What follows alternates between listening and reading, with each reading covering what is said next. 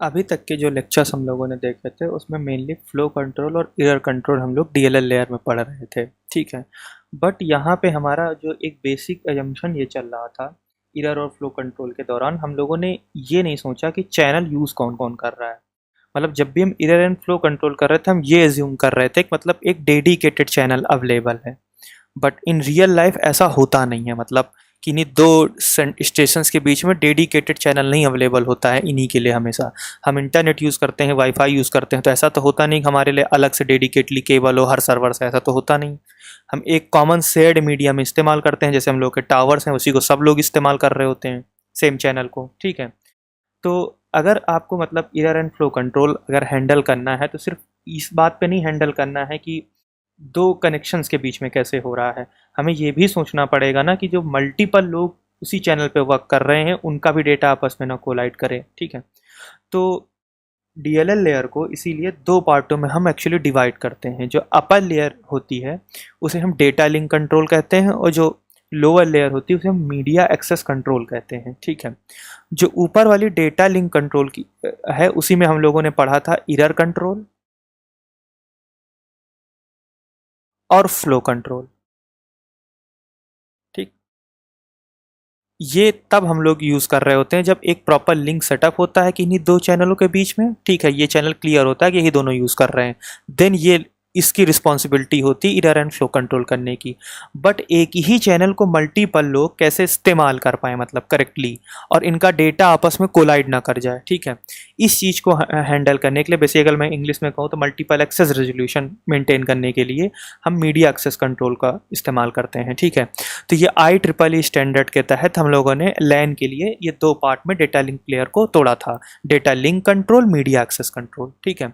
अब media access control यानी कि मल्टीपल लोग सेम मीडियम को एक ही टाइम पे एक्सेस कर पाएँ और उनका आपस में डेटा ना कोलाइड करे, ठीक है। इस बात को कंट्रोल करने के लिए हम लोगों ने कुछ एल्गोरिथम बनाए। तो मेनली तीन कैटेगरी के हमारे पास एल्गोरिथम थे, जो मतलब एल्गोरिथम कह लें, प्रोटोकॉल थे जो इस लेयर पर रन होते हैं इस चीज़ को हैंडल करने के लिए कि एक चैनल पे ये मल्टीपल लोग जो मैं कह रहा हूँ बेसिकली ये मल्टीपल स्टेशंस हैं, ठीक है, वो उन्हें हैंडल करने के लिए। तो पहला तो था रैंडम एक्सेस प्रोटोकॉल, फिर सेकंड था कंट्रोल्ड एक्सेस प्रोटोकॉल और थर्ड वन था चैनलाइजेशन प्रोटोकॉल, ठीक है। अभी हम जब आगे पढ़ेंगे तो हम डिटेल में समझेंगे कि इसका नाम रैंडम एक्सेस ही क्यों पड़ा, इसका नाम कंट्रोल्ड एक्सेस ही क्यों है। अब रैंडम एक्सेस में मेनली चार प्रोटोकॉल्स थे हमारे पास। एलोहा था, एलोहा दो पार्ट में डिवाइड होता है, एक प्योर एलोहा में, एक स्लॉटेड एलोहा में, ठीक है। फिर सीएसएमए था, सीएसएमए बेसिक एक कॉन्सेप्ट था, और सीएसएमए में दो एल्गोरिथम थे, सीएसएमए सीडी और सीएसएमए सीए, ठीक। अब हम कंटिन्यू करते हैं, हमारा नेक्स्ट टॉपिक है रैंडम एक्सेस प्रोटोकॉल, ठीक है।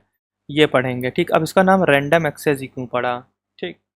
तो रैंडम एक्सेस इसलिए क्योंकि रैंडम एक्सेस प्रोटोकॉल में कोई भी स्टेशन जब चाहे वो एक पर्टिकुलर प्रोसीजर फॉलो करने के बाद अपना डेटा सेंड कर सकता है, ठीक है। मतलब कि कोई भी स्टेशन, और हाँ यहाँ पे कोई भी स्टेशन सुपीरियर नहीं होता है।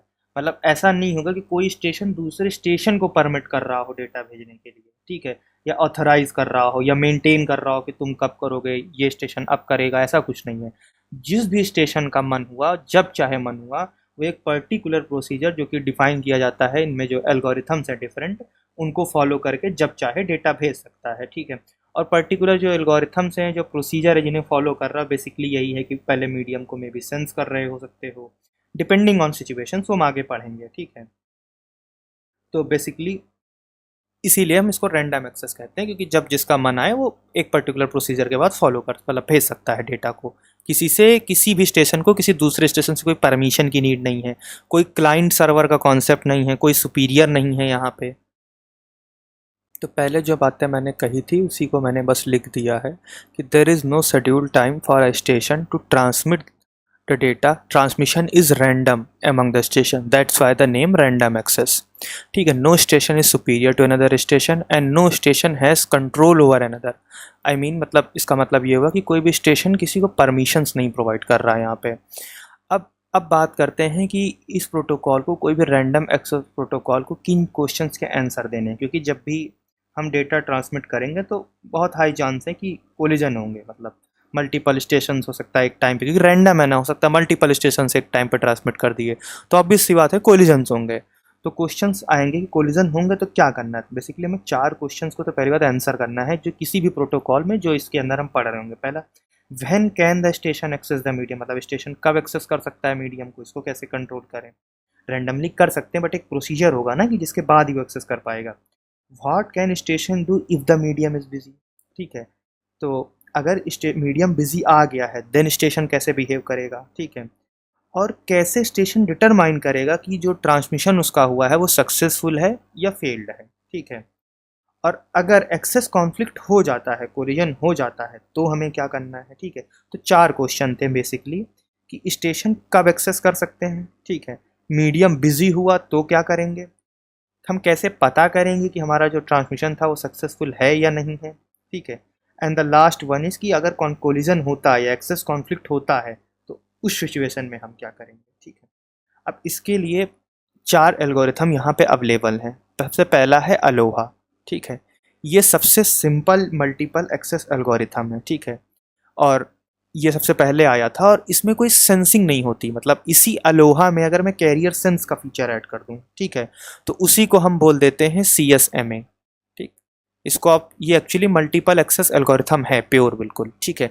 इसी में जब हमने कैरियर सेंस ऐड कर दिया, ठीक है, यानी डेटा भेजने से, स्टार्ट डेटा भेजने से पहले आप कैरियर को सेंस कर रहे हैं या इवन डेटा भेजने के बाद सेंस कर रहे हैं, ठीक है। कैरियर को सेंस करना मतलब बिजी है कि नहीं है, तो उसी को हम कैरियर सेंस मल्टीपल एक्सेस कह देते हैं, ठीक है।